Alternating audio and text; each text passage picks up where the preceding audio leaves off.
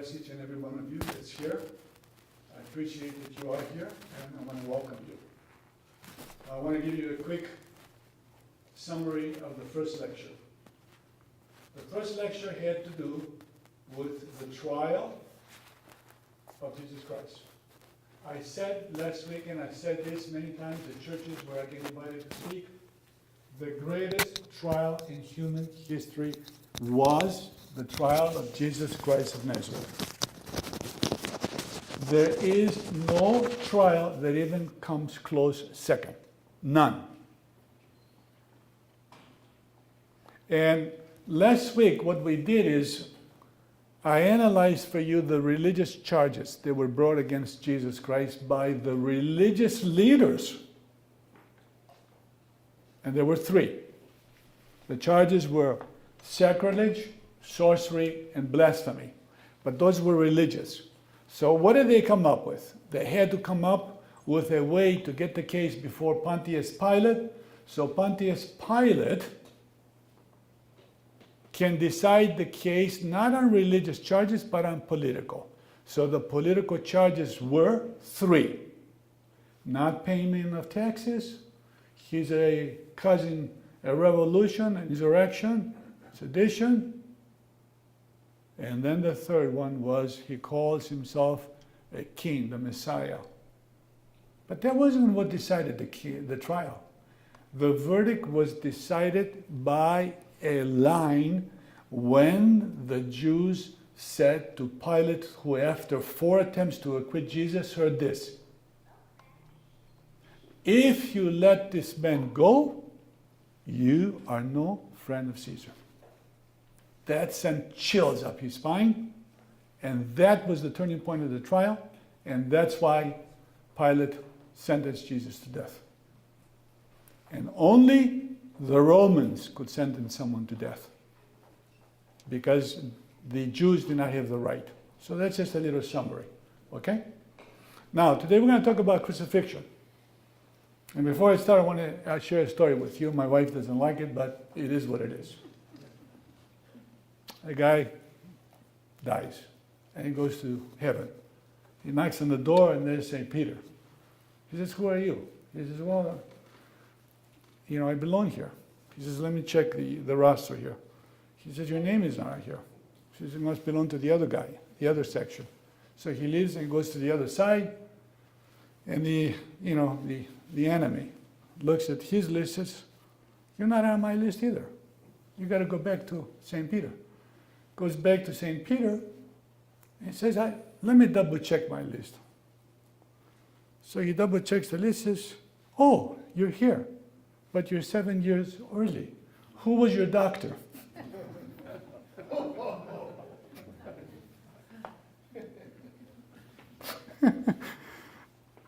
Okay. See, Lisa doesn't think it's funny. I try to make it a little bit light, okay? So please forgive me. So this is from the movie, and I think Mel Gibson did a decent job of how the bodies on the crosses may have looked like. Actually, I disagree with Mel Gibson, because I believe the bodies were worse than that, for the reasons that I am about to share with you, and we are about to begin. Now, you will recall that this is what's called a flagrum. And the Romans had 2 soldiers that would beat the heck out of a person who was condemned to death. They would beat him so viciously that people would die from flogging. And at the end of the flagrum, they would have bones, glasses, or metal. And they had no limit as to the number of strikes. You may recall that the Jews, when they flogged a human being, they had a limit of 39 lashes. The Romans did not have any restriction.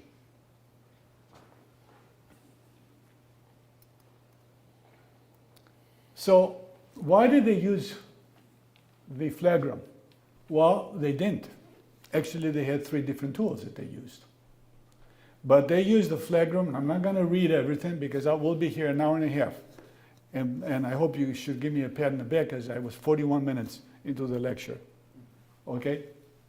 You will notice that with the flagrum, it was not intended to kill, but to elicit the most pain from the person who was condemned to death.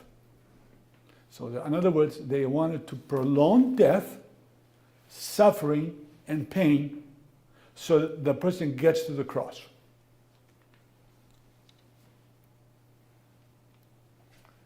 Now, this is how they would carry the crossbar.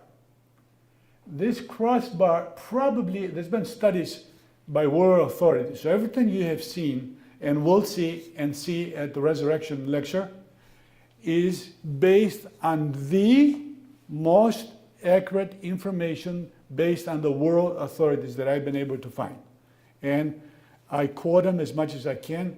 And as I said, I try to make this presentation a little bit shorter, okay? Now, you will notice the weight of this. But that's not what I want you to think about. This photograph is somewhat deceiving.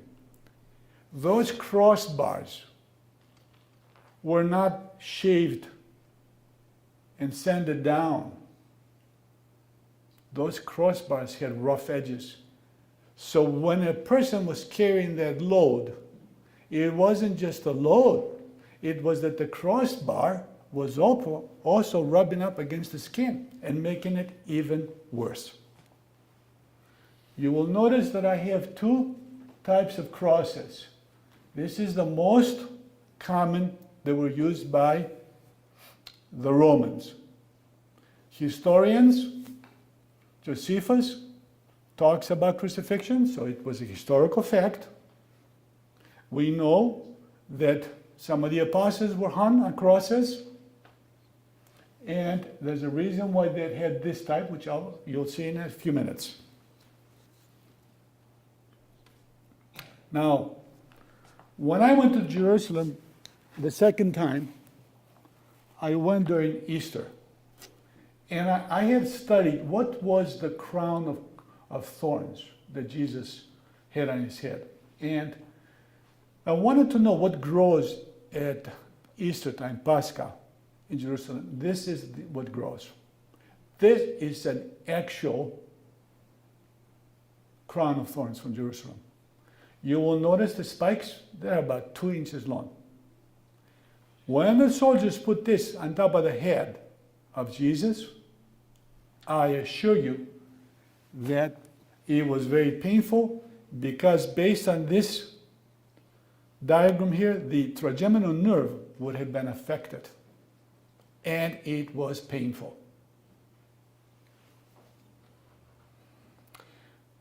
Last week, I showed you a very powerful video about the Via Dolorosa. The Via Dolorosa is just 2 words that means the way of sorrows.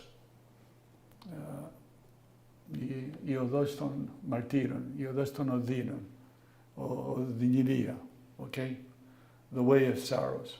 And it's there in Jerusalem.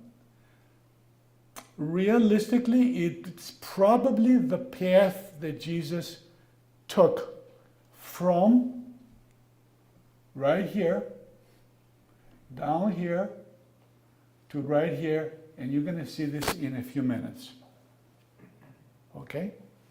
That's called the Via Dolorosa. And I'm going to walk you through a bunch of slides with each station of what's called the Station of the Cross and what happened in each one.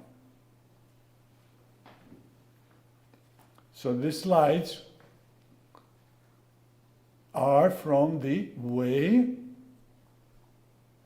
of Sorrows. And today there's different churches with different Catholic, whatever, Orthodox, of course, Armenian,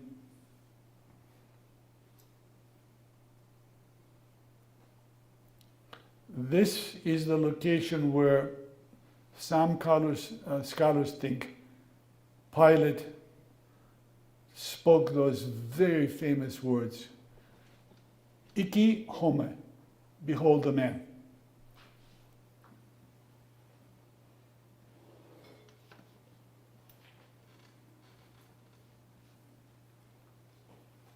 This is called the Lysostratos. I've actually been and walked on this place. And these boulders, as you can see, probably are from the time of Jesus. So the Lord Jesus Christ falls for the first time from the weight, which is understandable. Now, we're going to talk a little bit more about that. And keep in mind, Jesus went through this the night before and the day of. So Thursday night and then Friday morning for about 6 hours. This is controlled by Catholic Polish place, church.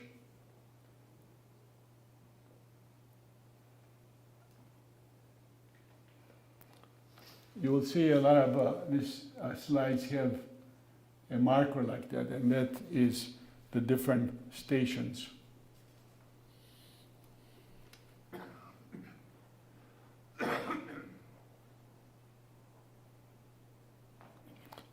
This is a place where Jesus falls for a second time from the weight.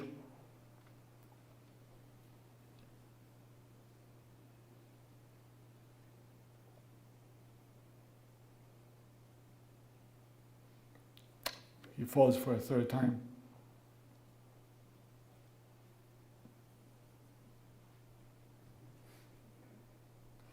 We are slowly entering the Holy Sepulchre Church that is controlled by the Greek Orthodox Patriarch of Jerusalem. It is, in my estimation, the most holy place for the Orthodox world, which is this place right here. Now, this place right here, for those that have visited, and I direct your attention to this area right here. It's a glass, and it shows what's underneath. And I'm going to rely on a world authority by the name of Beadle. This guy was the Oxford authority on archaeological places at the time of Jerusalem and Jesus Christ. He claims that this is the very spot that Jesus Christ was crucified, Golgotha. And he bases it on another reason, which is this. For those that may remember from Holy Scripture, there was an earthquake, and when the earthquake happened, who remembers what happened? Celia, do you remember? A crack. A crack. And there's your crack. It's still there to this day. Thank you, Father. So you see, he doesn't base his opinion on conjecture. There's other evidence, of how the Romans had a church there, a temple, and then, Constantine's mother, Helen, went there and she found the three courses and she found the temple. So it's based on pretty solid historical and archaeological evidence.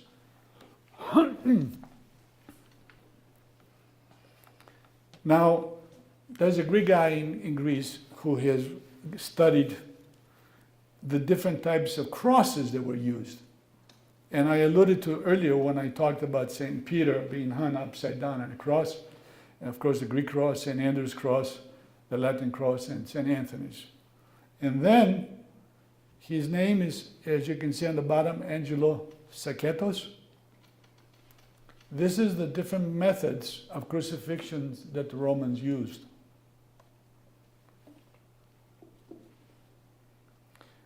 A Greek architect and an archaeologist by the name of George Lavas has reconstructed what Golgotha may have looked like at the time of the crucifixion.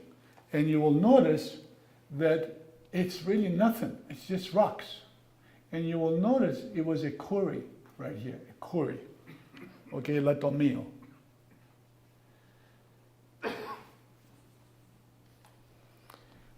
The reason I have this illustration for you is because you can see here how they would pin the leg and the calcaneus bone, whereas here they would nail it perhaps a little differently. But the Romans would use either 3, 4, or even 5 nails or spikes.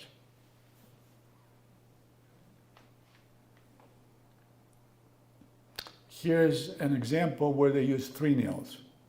They would pin the legs together and then drive the nail in the legs. This is from Mel Gibson's The Passion of the Christ, and you will notice here Gibson has 2 types of crosses. And here's a titulus that Roman had written, Jesus Christ, o Iisus Christos o Nazareos, o Βασιλεύτων Ουδαίων.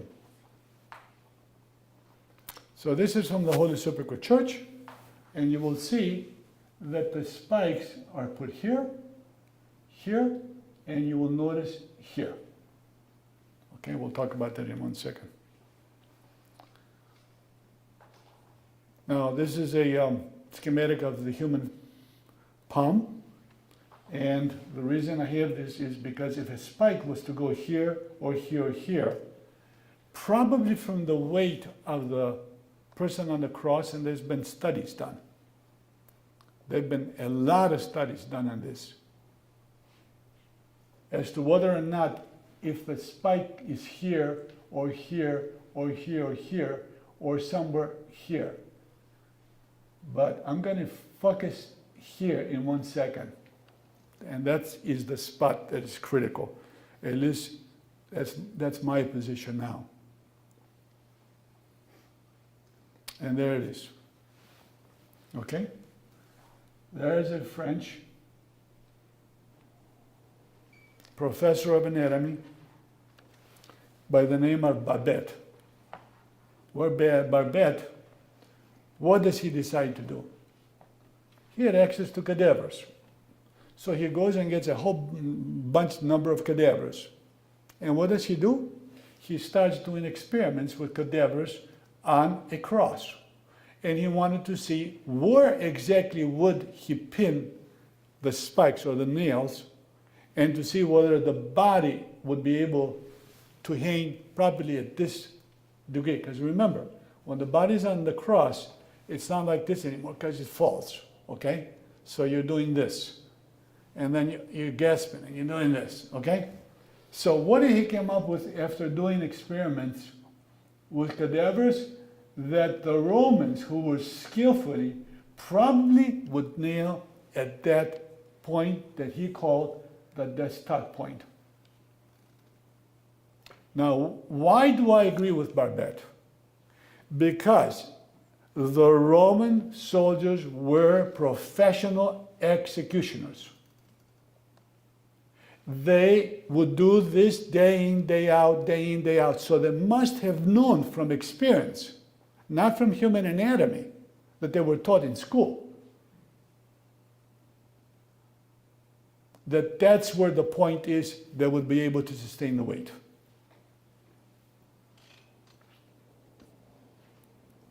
Now, if the spike was at this point right here, you will notice the weight would go down here.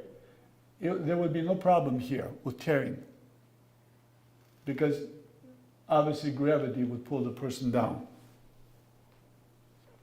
And this is a bunch of scholars from the Journal of the American Medical Association, JAMA.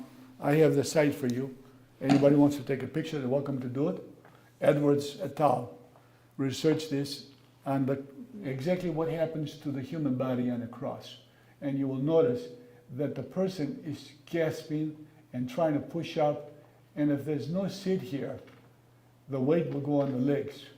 But still, they would try to push up, and then the intercostal, how is it pronounced? Okay? The muscles here would try to gasp because they can't take in oxygen to have inspiration an ex-Persian. Okay, Mitch, did I say that correctly? Come on, I have to rely on you guys, the doctors, by the way, congratulations, okay? Mitch, yeah, was just matched. Congrats. In the Gospel of John, it is the only place where it mentions a spear thrust on the right side that probably perforated or punctured this area of the heart.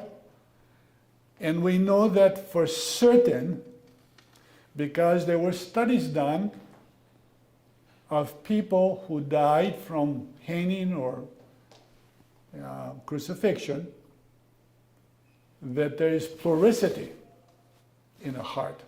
And if you strike it there, guess what comes out? In the Greek, John says, either kehema, blood and water. And what did it come out? When the Roman soldier pierced Jesus' point right here, blood and water.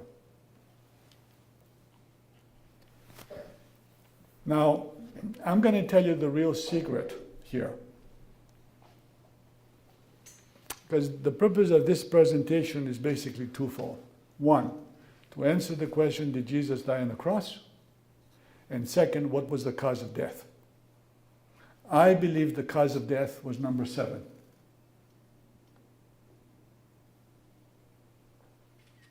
I believe that Jesus Christ spoke 2 Greek words on the cross. I see Mr. Rakum is here. We had programs, and I disclosed that publicly. I believe Jesus said tetelestai, and he said dipso. And the soldiers understood that, because what language would they have communicated at that time? The most common language, the lingua franca, was Greek. Okay? As English is today. So, keep this 7th saying for a second in mind. There we go with the Harvard experts. The Harvard experts. This guy was the world authority on whether or not nails were used in crucifixion. And everybody in the academic world would call Dr. Huey. And his conclusion was that the New Testament account of Christ being nailed to the cross was false and misleading. By the way, they're still teaching this stuff at the elite universities today. They are brainwashing our kids with secularism, evolution, and wokeism. I'm not embarrassed to say it. I will continue to say this, and it goes wherever it goes. Lo and behold, Dr. Hewitt is wrong. Lo and behold, a Greek archaeologist by the name of Vasilios Zafiris in 1968.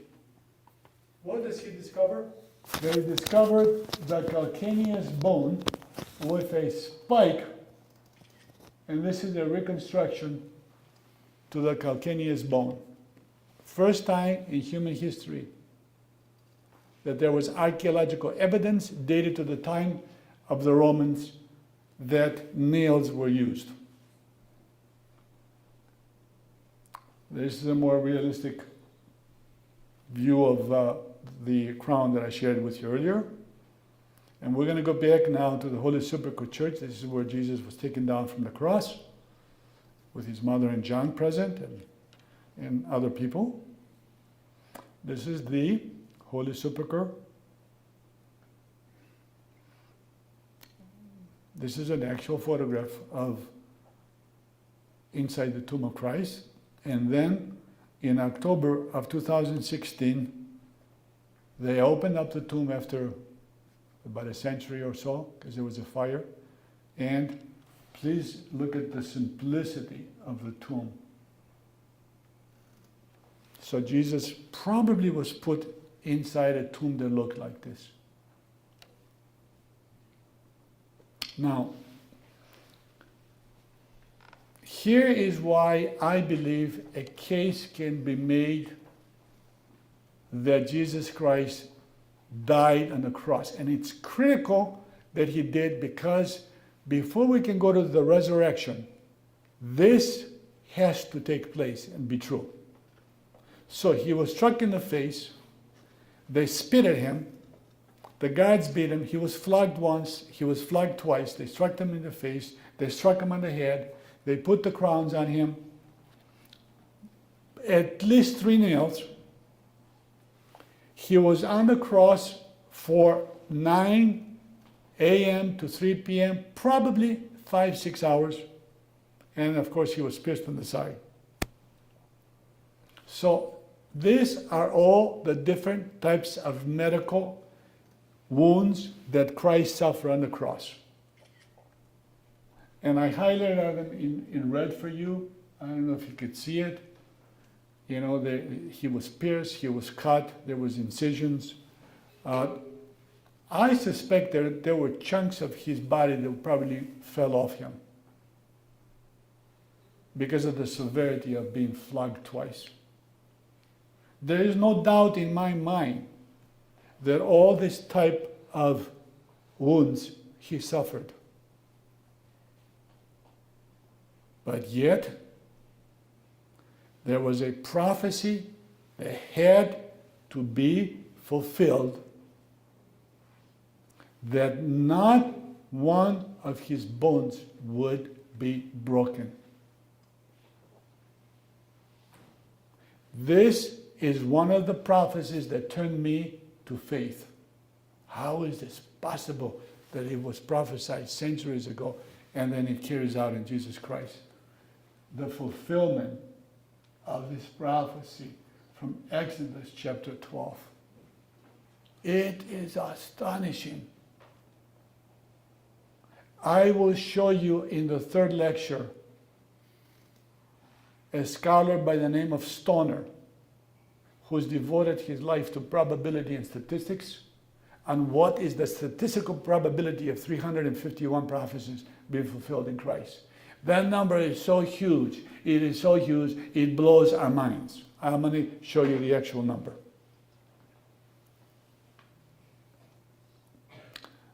Dr. Davis, well-meaning doctor, a physician's view of crucifixion, wrote a nice summary of what happens to people on the cross. And I'll take a minute to give you a chance to read it. It's pretty much what I've alluded to throughout this earlier presentation. So you can see, finally carbon dioxide builds up in the lungs and in the bloodstream, and the cramps partially subside. Spasmodically, he is able to push himself upward to exhale and bring in life-saving oxygen, and then again it would repeat, and again it would repeat, and little and by little there would be a diminishing effect. So here's a summary of why I make the case based on all the evidence that I have written. This is each one. I have gone back and looked at this meticulously. And I've studied, as I mentioned earlier, the world authorities. I'm going to take a few minutes to go over this list because this is the summary list. The agony at the Garden of Gethsemane. You remember the Greek word? For those who were here in the first lecture, what was the word that I used, the medical word? Hematohydrosis, right? He was bleeding from his head from the intense pressure. Sweat like drops.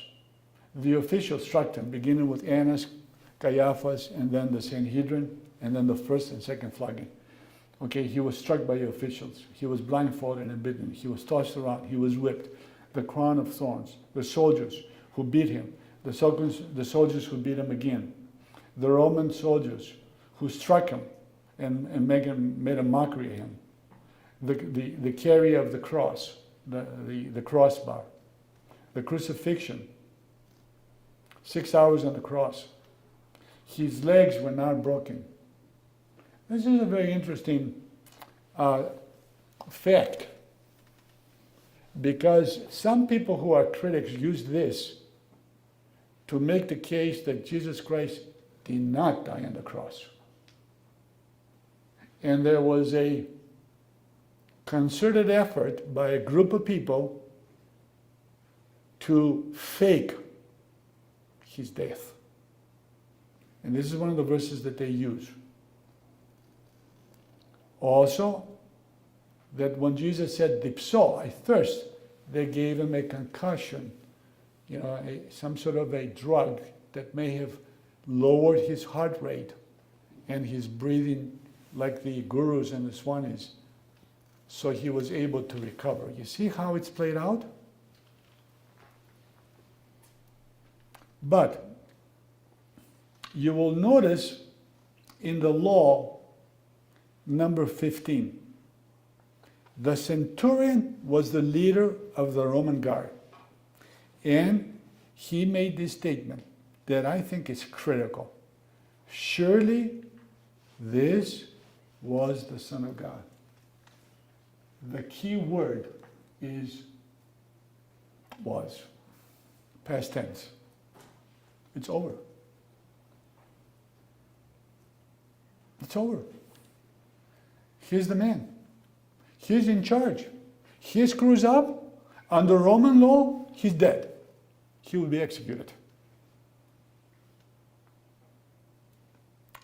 Now, there's this curious circumstantial evidence of the women who were there at the cross.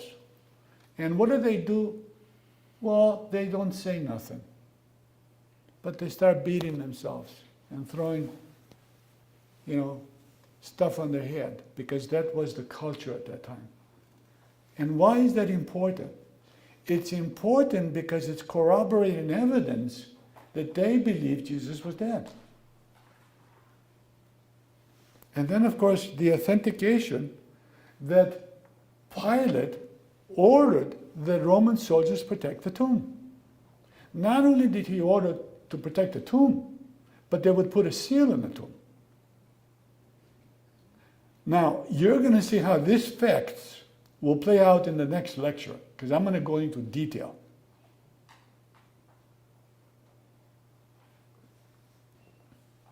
Again, if a soldier had messed up with carrying out the orders of Pontius Pilate, they would be put to death. There is no punishment of 30 days in jail. There is no punishment of firing them. It was fiat accompli. It was over. So I believe the evidence is very powerful that they took extra precaution to make sure that Jesus was dead and to make sure that the body was protected. And then, of course, when Joseph of Arimathea and Nicodemus came to get the body, they had to get permission. And again, these two interplay now with the skeptics who are making the argument that they were in cahoots, that there was a conspiracy to get Jesus' body and then put it in a tomb where it would revive. But more about that at the next lecture. So, based on the Edwards that I mentioned earlier, the weight of historical and medical evidence indicates that Jesus was dead before the wound to his side was inflicted, and supports the traditional view that the spear thrust between the right ribs probably perforated not only the right lung, but also the pericardium and the heart, and thereby ensuring his death. That is a medical opinion by renowned scientists. And then we know what happened at the temple, the holy spot for the Jewish people. Up to that time, the curtain was torn in two. This is from archaeologists who do research on tombs, and you can see that probably the tomb of Jesus had a roll like this, a stone that roll, but I'm going to save that for the next lecture, okay? Now, 6 miracles happened after Christ was on the cross. And one of the miracles that happened, they say there was darkness for about 3 hours in the land. And people have gone crazy. They have gone back to astronomy. There's actually computer programs now that have gone back. And they've tried to verify this. And some have verified that there was some crazy thing, because it was mentioned also in China, that some crazy thing happened where there was darkness in the middle of the afternoon. So here's the diagram of how you will recall I walked you through the Kuri, where the tomb would have been here, and this is the Kuri, and of course Golgotha, or Calvary, was here, and it was a very close distance. We're talking a distance maybe 500 meters, okay? And then little by little, they build over it, and this is the Holy Sepulchre Church, and this is the tomb that I showed you earlier, and of course this is Golgotha, okay? Now, a friend of mine has this beautiful video made. I'm going to share that with you in a second. But before I do, now I'm going to tell you the real reason Christ died. Okay? I disagree with Edwards. I disagree with Davis. I disagree with the world authorities, the Hewitt. I disagree with Bible. I disagree with all of them. And here's the reason. Jesus Christ was God and man. No one could take his life from him, except if he laid his life down for all of us, past, present, and in the future, once and for all. Jesus Christ is the same today, tomorrow, and yesterday, the book of Hebrews says. So the real answer is, outside of all this medical that I just shared with you, is that 7th saying, which was, Father, I commit my soul, my spirit to you. He gave it up. Nobody could take it from him.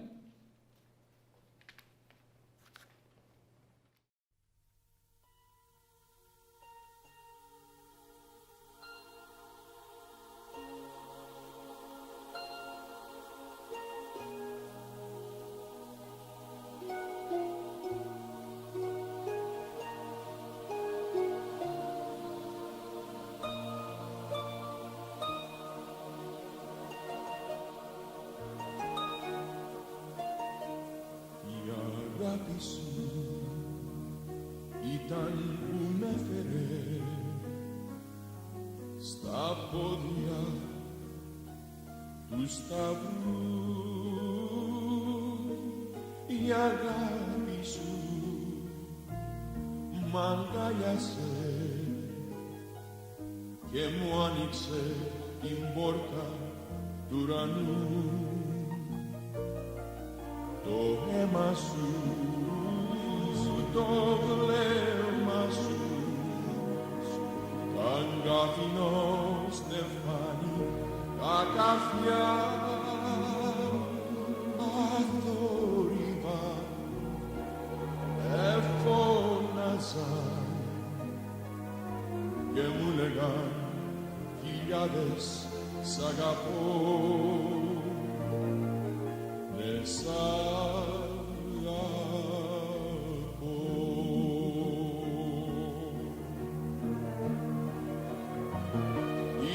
παραβάσεις μου και όλες οι ανομίες μου σε τραυματίσαν, σε ταλαιπώρησαν.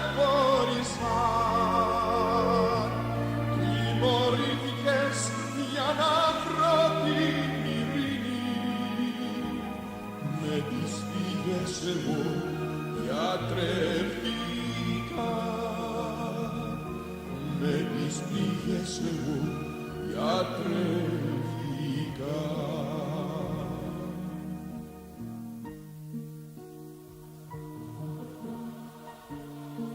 Διότι τόσο αγάπησε ο Θεός τον κόσμο, ώστε έδωσε τον μόνο του Υιό, τον Ιησού Χριστό, για να μην χαθεί όποιος πιστέψει σε Αυτόν, αλλά να έχει αιώνια ζωή.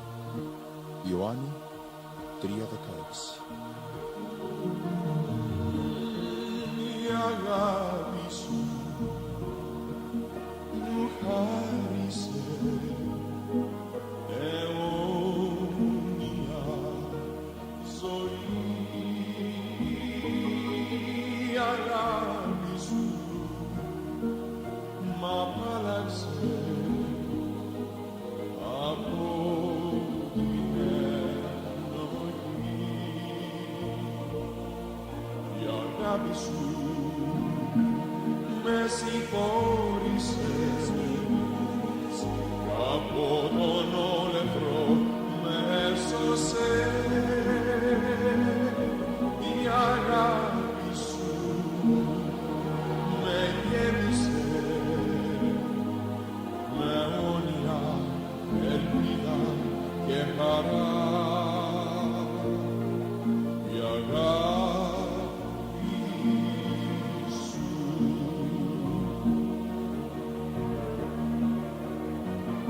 Οι παραβάσεις μου και όλες οι ανομίες σου